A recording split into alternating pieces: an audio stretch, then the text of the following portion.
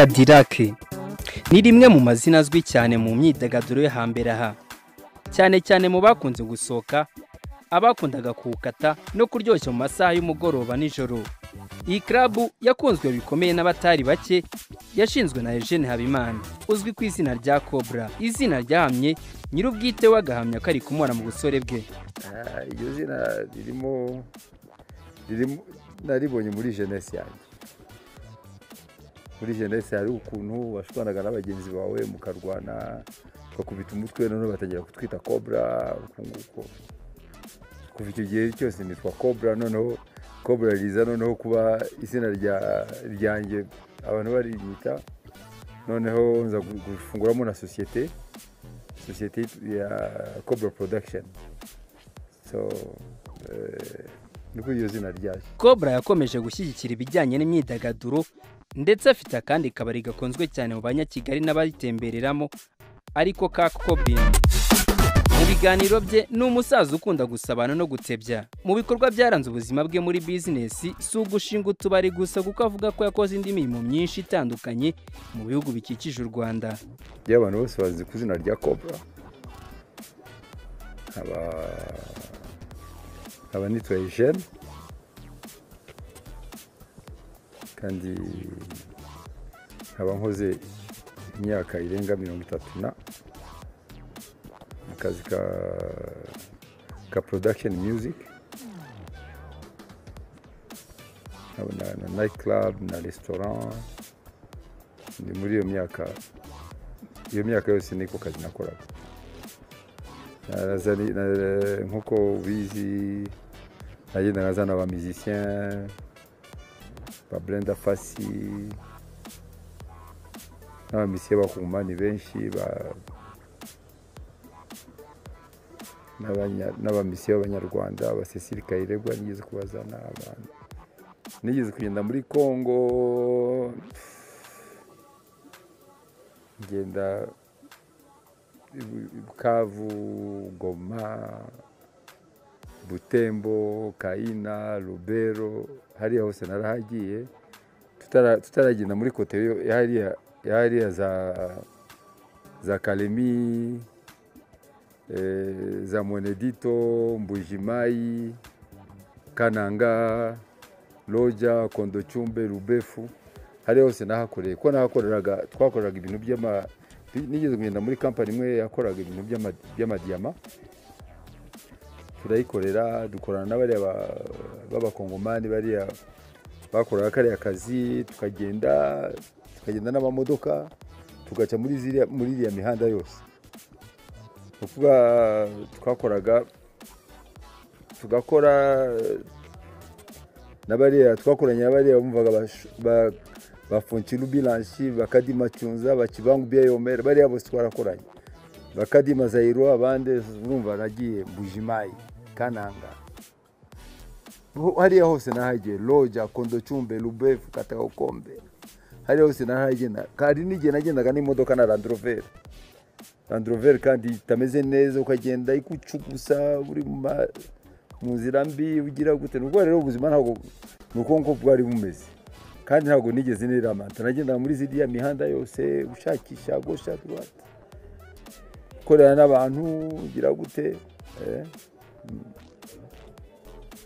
Nigeze no kugira ikamyo yanjye nyine nkayitwara.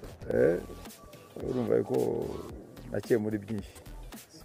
Kandi nitwara ndi muri Congo. Muri Congo hari ahantu hamwe wageraga nko kuri barriere imwe, ukagera kuri iyo barriere plutôt nko babyita mutoni mu Giswahili, umugezi, ugasanga hariho nk'imbaho zitatu gutya, kugira ngo uzahanyure ugasanga ni ibintu byahatari cyane.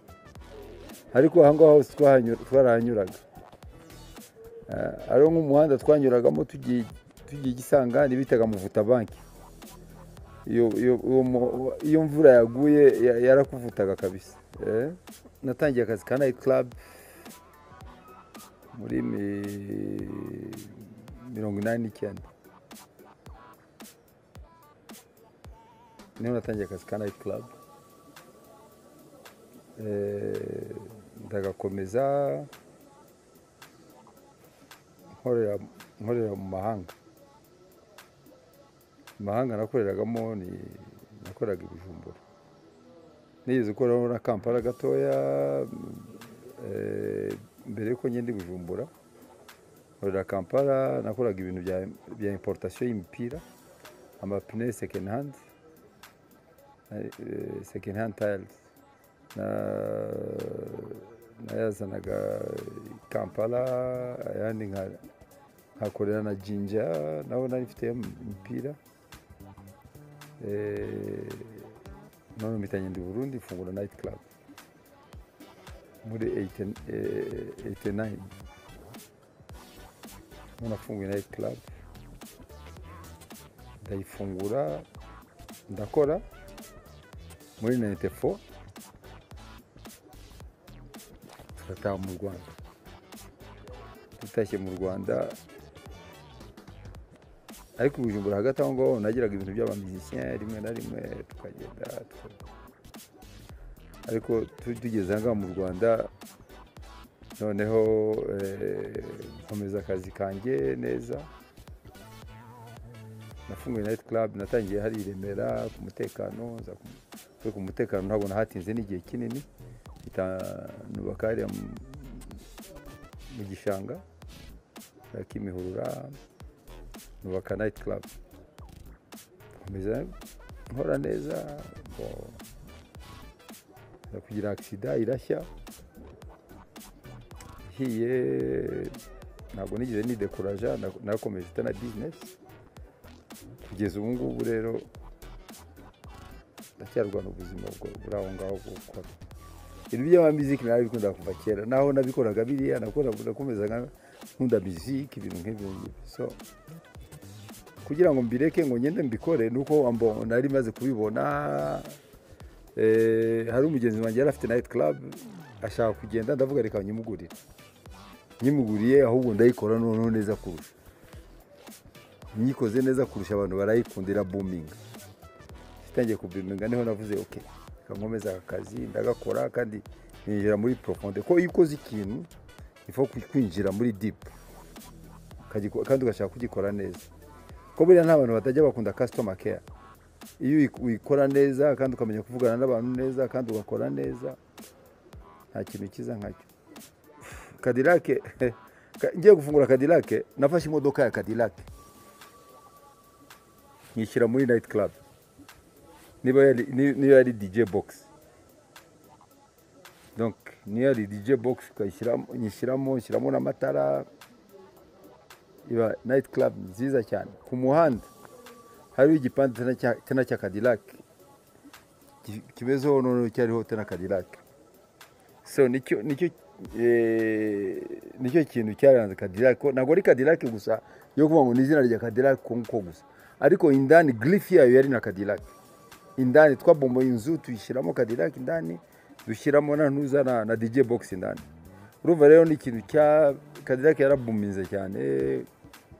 Abantu bakaza bakayikunda, abaturisi bakaza bakayikunda. Noneho tugera mu gihe cyo gutaha, turaza tukora tena Cadillac yanga.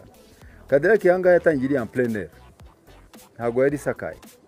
Naho atari asakaye. Waragendaga ukabyina wagenda kureba hejuru ugahura n'inyenyeri, ugasanga ni ibintu bindi byiza cyane, ugasanga ni ibintu biri original. Ariko comme hari ibintu bya tapage nocturne, usanga uruho uraderanje abandi bantu kubera musique. So turahafuka. Ariko ntabwo byatumye Cadillac ikomeza kugira, uko yari ifite design nziza indani, abantu barayikundaga. Cadillac yari hari ahantu heza, nta kintu ntabwo ushobora kureka kutayibuka. Hari ahantu heza, hariho parking ikwiye. Urazi guperda ikintu nka kiriya ntabwo biba byoroheye umuntu. Hari heza, abantu barahakundaga. No kugira ngo uzagire business ngo ugire nk'iya Cadillac ntabwo byoroshye. So naho wafungura Cadillac ahandi hantu urayifungura, ariko iriya yari ifite ntuza yayo, kandi no kugira ngo uzabone ikibanza nka kiriya mu mujyi ntabwo byoroshye ni ukubona amafaranga menshi. Cadillac y'ubu iri moderne ariko ni muri ville ni nziza kandi ni nziza cyane, ni igezweho, iri hejuru cyane ariko ntabwo ibuminga nk'iriya Cadillac yindi, ntabwo birahura. Kandi iyi ngiyi hari ni nziza, sinzi yuko nabivuga ko abantu bagiye muri crise, sinzi ko navuga iki ariko ni nziza. Bob aravuga ko ubwamamare Cadillac yagezeho no gukundwa cyane bitabaye impanuka kuko yabaga yakoresheje uburyo bwose bushoboka ngo ibiri ku isonga mu kugira udushya. Kuri iyi ngingo yitsa cyane ku matara yayo yabiciye bigacika benshi babonaga mu kirere cya Kigali. Cadillac yari ifite izina kuva kera, so yaje nino ifite izina. Hariho abantu bari bayizi, n'ikindi hariho ukuntu twari tuziranye n'abantu ukagira contact n'abanyarwanda muri icyo gihe byose cyari igihe cy'intsinzi, so akaza ugasanga twese turahuye turaganiriye, ukahura n'abantu ukababwira Cadillac iramuvinga kandi imeze neza, abantu baza bakaryoherwa bakahaguma. Ni ukuvuga yuko ikintu cyangombwa buriya umuntu yakoraga ikintu cyiza cyo kuvuga ngo ukoze ikintu cyiza kandi abantu baraza kugikunda, nicyo kintu gihari. Ariko ugikoze nabi abantu ntabwo bashobora kugikunda. Tunabazaga bagasanga harimo serivisi nziza, harimo bosi waho ntabwo yirata, bosi waho avugana n'abantu neza, bosi waho ibintu nk'ibyo ngibyo, ukaba ugiye nawe ukagira publicity. Hari ikintu bita ngo publicité ni bouche à oreille, uravuga bikumva uyu nguyu bikumva n'uwundi bikumva n'uwundi. Ntabwo ari gusa ari ibingibi by'iterambere byaje byo kuri Instagram na Facebook n'icyoya n'ibindi byari bihari kandi abantu bari baziranye, communication yagera ko, ariko n'amakonkurence menshi yarahari. Abantu bose bararyoherwa muri icyo gihe. Icyo gihe ntabwo byari hatari. Ubu ngubu abantu bose bafashe amakredi, bariho ibibazo bya MP ya banki urebye nabi iki, abantu bari bataraba stable. Ubu ngubu abantu bari stable, barabara. Kiriya gihe umuntu yazaga amafaranga yagashaka kuyabirira gutya akagira abantu bari batabagiye muri line. Ubu ngubu abantu bagiye muri line, ubu ngubu no umuntu agura icupa rimwe ya Primus abanza kwiyumvira eske zaba afite amafaranga yo kwishyura MP ya banki mu kwezi gutaha, barabara. Ubu ngubu ntabwo byoroshye, ariko urumva niko bigomba kugenda, niko ubuzima bugomba kugenda. Ntabwo icyo gihe depense abantu bari bataraba, ntabwo byari byoroshye. Sivuga ko byari byoroshye, ariko naho ntabwo byari birakomera cyane. Buriya niba kubeshye, buriya ikintu cyangombwa njye nagiye South Africa, genda ahantu hamwe bitaga Pro Sound, bafite ariya matara yarebaga mu kirere. Habayeho concert ya John Travolta, none hariho concert ndareba nsanga hariho hariho ariya matara yabereye kuri stade, tugenda kureba iriya concert, mbona ariya matara ari interesa cyane ko yagendaga kugera mu kirere. Ayo muri iyi minsi asigaye ari fake, ntabwo akiri amatara meza cyane nk'ariya.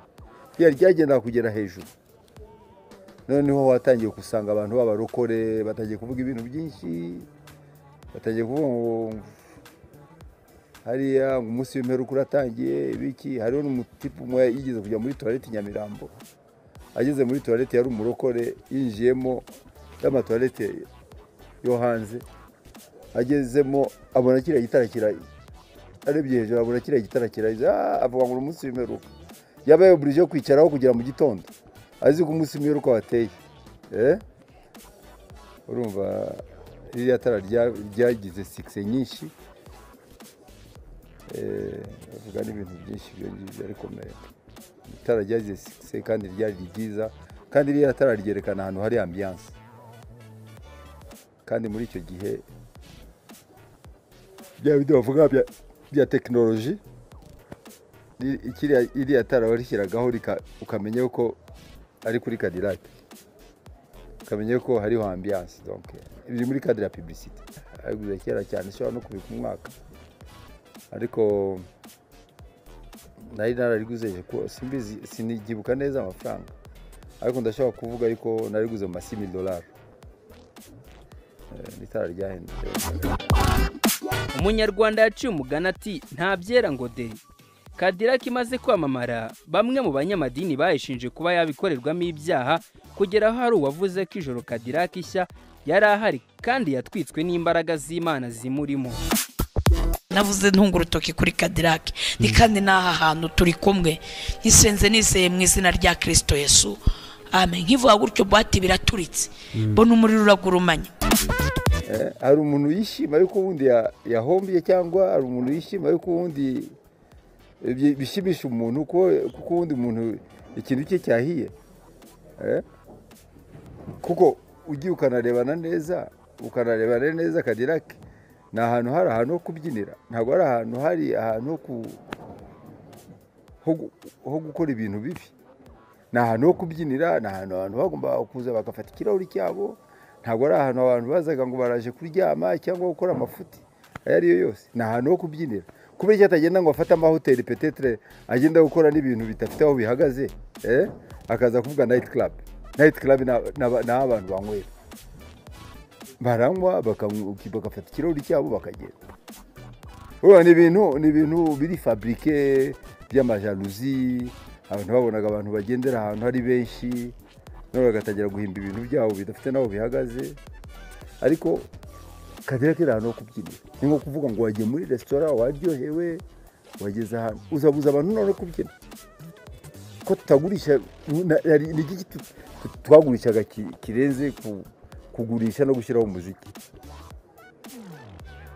Abo ngabo noneho bavuga ibintu nk'ibyo ngibyo, ntabwo kuri njyewe ntabwo ushobora kuba importance cyane cyangwa iki. Abo ngabo urabihorera kuko iyo bayita radio trottoir. Cobra ashimangira ko mu buzima busanzwe ari umuntu udakoresha ibisindisha cyangwa ibiyobyabwenge nk'uko benshi bashobora kubikeka ku muntu ukora ubucuruzi bw'akabari. Yemeza ko mu gihe yari umusore yagiye anyura mu bihe nk'ibyo, ariko yaje kubireka. Uyu mugabo ashishikariza urubyiruko kwitwararika mu buryo bafata imibereho yabo, ntibishore mu biyobyabwenge n'ibindi byakwangiza ubuzima bwabo, ahubwo bagaharanira iterambere. Impano yo kuba rwiyemezamirimo bikamuhira kuva akiri muto, ahamya ko byavuye mu kwishakamo ibisubizo nubwo yabuze umubyeyi we hakiri kare. Ntabwo nywa inzoga, ntabwo nywa itabi, ndiyubahiriza. Gutunga boîte cyangwa ntabwo bivuga ko ugomba kunywa inzoga. Ndishimana n'abantu, nkasekana n'abantu. Nigeze gusomaho ndabihagarika, ubu ngubu maze imyaka 17 ntanywa inzoga. Buriya hari umuntu uriya ashobora kunywa inzoga zikamuryohera, ubundi akabona yuko ashobora kwishyira muri tank agotomera agira gute, urumva ugasanga noneho utari muri ritme. Ntabwo biba byoroheye umuntu. Sinigeze nkunda inzoga cyane, ariko iyo nazinywaga nabi.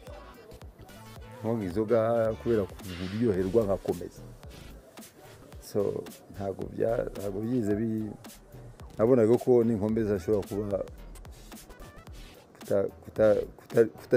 kutaryoherwa, ahubwo bishobora kuzanamo ikibazo. Kuko kunywa inzoga utazi kuzimanaginga ni bibi. Hariho abazi kumanaginga inzoga akavuga ngo ndanywa amacupa 2 kera aho ngaho. Hariho n'abandi bakomeza ugasanga bafatiga mu gitondo. Nari muri abo ngabo bakomeza, kandi narakomeza, kandi ntacyo zangiraga, ariko fin de fin wabonaga umuntu abaye fatigue ukavuga ubuzima bwanjye buzagenda gute. Njyewe senga muri style zanjye, nkasenga Imana kandi nkayubahiriza. Ariko ushobora no gusengera mu rugo, ntarinze kugenda muri za church. nigeze gusenyera kwa Masasu, nsengera kwa Gitwaza rimwe na rimwe kuva kera niko ngiye nasengaga, ariko kenshi nakunda gusengera mu rugo. Ngiye naciye mu bintu byinshi ariko nemera Imana. Hari igihe kimwe rero ushobora kugenda nk'uko ndagiye muri Israel nkahura na histoire ya Norman wo muri Bibiliya, sanga hariya yabatirijwe yagiyemo 7 fois. Mbona ibintu nahuye nabyo bigiye kumera nka biriya bya Norman, ngenda mu mbatizwamo 7 fois. Niba rero njya mu mazi inshuro 7, niba rero byarangendekeye uko nguko nkashimira n'Imana, nagomba kuyishimira. Ariko sinavugaga ngo ngiye kureka business yanjye. Imana umunsi izabona yuko ishaka kumindurira business, izayimpindurira, nzayishimira. Ariko ntabwo ari ukuvuga ngo hari aho bihuriye na business yanjye. Abantu ukuntu bameze ntabwo uzababuza ibyo bashaka kuvuga. Abazi yuko akabari akabari bazasigara iwabo mu mago yabo. Abazi yuko akabari ari keza nta problem. Ko abantu ntabwo ushobora gukomeza ngo uragerageza. Umutima nama wawe niwo ugomba gukorera ibyo ushaka. Kuko ngiye ntabwo ushobora gukora iyi niyo business yanjye. N'Imana izampindurira, kandi ngiye mbona ko akazi ka boîte atari kabi. Ko tuwe tugurisha inzoga nk'ukuntu hotel yagurisha inzoga, tukagurisha umuziki abantu bakabyina, nta kindi kintu dushyiramo. So tukaba dufite na restaurant. Ariko ugiye ugahura n'abantu bavuga ibyo bishakiye, ntabwo ushobora uko abantu bavuga ntabwo ushobora kuzabikurikira. Sino wagera n'ahantu ugomba wasaze, kubera yuko barakuvuga ko buri yabaye umurokore, ko buri yaretse akazi, ko buri agiye gufungura ntuza, agiye gufungura isengero. Ko urumva ibyo byose ntabwo ushobora kugira intuza. Hariho n'abandi bazi yuko kabaye, abandi bavuga ibyo bishakiye. Ariko ngewe nabigize muri cadre yo gusenga, ndasenga Imana, nubaha abantu, nubaha umuryango wanjye, nta kindi nakubwira. Rega buri urubyiruko vraiment ndashaka kubwira ikintu kimwe. Buri urubyiruko rwose ruva kuri conseil, ruva n'abantu bagendanye. Iyo bagendana n'abantu beza bakora ibintu byiza. Urubyiruko rwacu icyo nabahanura ni ukora ibintu byiza no kureba ibintu a long terme, bagakora bakiga, abazi gukora imirimo y'amaboko nabo bagakora neza. Kuko buriya n'igihugu cyacu aho kigana gishaka abantu bakora. Gikeneye abantu bakora, ntabwo gikeneye abantu b'abanebwe, abantu bo kunywa ibiyobyabwenge kugira gute. Icyangombwa ni uko urubyiruko rwacu rwaba strong, kuko ahantu igihugu cyacu mbega nabyita ngo igihugu cyacu kiriho kiragana heza. Ko dufite urebye n'ukuntu iki gihugu cyacu nyakubahwa perezida wacu ariho akiganisha ahantu heza, kandi ashaka abantu b'abakozi, ashaka abantu bari honnête, ashaka abantu nabo navuga bagomba kumushyigikira, kuko rero dukorera ibintu byiza. Mama wanjye yigendeye nkiri mutoya cyane, ariko mu bintu byambabaje cyane nabyo birimo mu buzima bwanjye. Ariko niko binameze. Ariko nibaza yuko atari cyo cyatumye, kuko nibaza yuko ibintu by'ubuzima iyo uri active nawe bigenda gutukomeza uri active. Ariko byarambabaje cyane kubura mama wanjye. Nahuye n'ibintu byinshi bitameze neza, so yo kubura mama wawe ko cyari igihe kibi mu buhunzi biki. ntabwo byari ibintu byoroshye ariko niko bimeze nta kundi buri muntu wese afite destin ye